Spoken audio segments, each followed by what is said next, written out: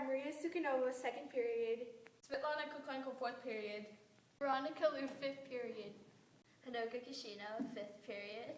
We are doing our video project on Newton's third law, which states that for every action there is an equal but opposite reaction. Newton's third law of motion is all around us. When you swing yourself on a playground, you use your body to get yourself up, the reaction, and gravity makes you go the other way with the same force. When you skateboard, you push back with the same force that you go forward with, as long as there is constant velocity. Whenever an object pushes another object, it gets pushed back in the opposite direction equally hard.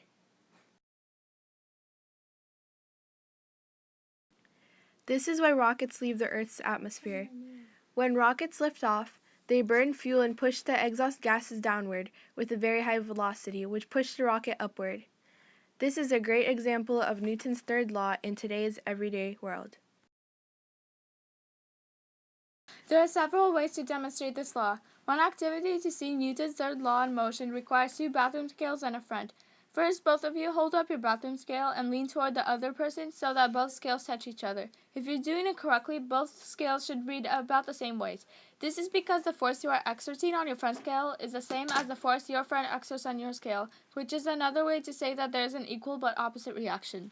Another experiment easily done at home requires some string, a straw, and a balloon. Fill up a balloon with air. Ask a friend to hold the end for now. Then secure a straw to the body of the balloon with adhesive tape. Push about 4 yards of the string through the straw and secure the ends to the chair leg from both sides.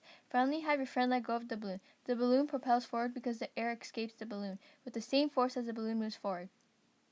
The last activity that we will do to show Newton's third law will require 2 toy cars, a small metal spring, a tiny piece of straw, a yardstick, 3 little metal wire brackets, thread, a small pair of scissors, and some wood.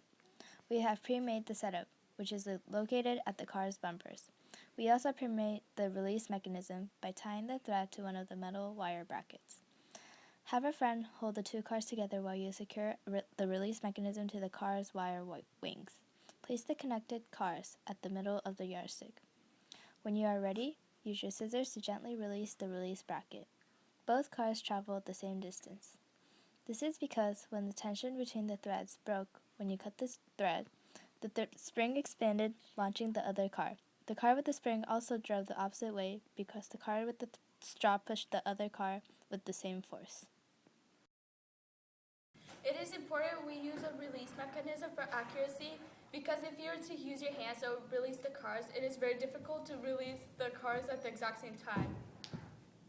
Even if you were to let go of the car for even a fraction of a second apart, then the car would practically stay in the same place and the other car would zoom too far away.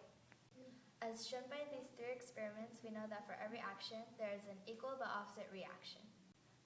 The law is not limited to these examples. It is literally everywhere you look. So the next time you have nothing to do, try to find the millions of little parts of our world where Newton's third law of motion applies.